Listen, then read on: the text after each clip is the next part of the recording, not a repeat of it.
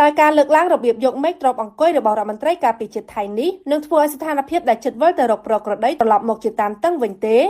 យោងតាមកាសែត The Nation Thailand បានចេញអត្ថបទមួយមានចំណងជើងថារដ្ឋមន្ត្រីការពារជាតិថៃប្រកាសចំហរឹងមាំប្រាសាទតាក្របីត្រូវតែត្រឡប់មកថៃវិញទើបបញ្ហាដទៃត្រូវបានដោះស្រាយនៅក្នុងខ្លឹមសារដែលកាសែតនោះផ្សាយមានអត្ថន័យទាំងស្រុងថាលោកឧត្តមសេនីយ៍ Natthaphon Natthanik រដ្ឋមន្ត្រីក្រសួងការពារជាតិថៃបានថ្លែងដោយមើងម៉ាត់អំពីស្ថានភាពបច្ចុប្បន្នពាក់ព័ន្ធនឹងប្រាសាទតាក្របីដោយលោកបានប្រកាសនៅក្នុងសន្និសីទសារព័ត៌មានមួយថាបញ្ហានេះនឹងមិនត្រូវបានដោះស្រាយនោះទេរហូតដល់ប្រាសាទតាក្របីត្រូវប្រគល់មកឲ្យប្រទេសថៃវិញដោយសង្កត់ធ្ងន់ពីការបដិញ្ញាចិត្តរបស់យោធាថៃក្នុងការទាមទារទីតាំងនោះមកវិញលោក Natthaphon បានអះអាងថាគណៈរដ្ឋមន្ត្រីមិនទាន់បានពិភាក្សាអំពីបញ្ហាប្រាសាទតាក្របីនោះទេហើយបានអះអាងម្ដងទៀតថាទីតាំងនេះនៅតែជាផ្នែកមួយរបស់ប្រទេសថៃដោយឡែកចំពោះករណីកម្លាំងកម្ពុជាទាំង18នាក់ដែលថៃចាប់ដោយខុសច្បាប់ក្រោយបាត់ឈប់បាញ់ត្រូវបានរដ្ឋមន្ត្រីរូបនេះពន្យល់ថាការពិភាក្សាអំពីការដោះលែងទាហាន18នាក់កំពុងតែបន្តប៉ុន្តែលោកបានសង្កត់ធ្ងន់ថាគ្មានប្រធានបទផ្សេងទៀតនឹងត្រូវបានលើកយកមកពិភាក្សានោះទេរួមទាំងការបើកច្រកព្រំដែនឡើងវិញផងដែររហូតទាល់តែបញ្ហាប្រាសាទតាក្របីត្រូវបានដោះស្រាយ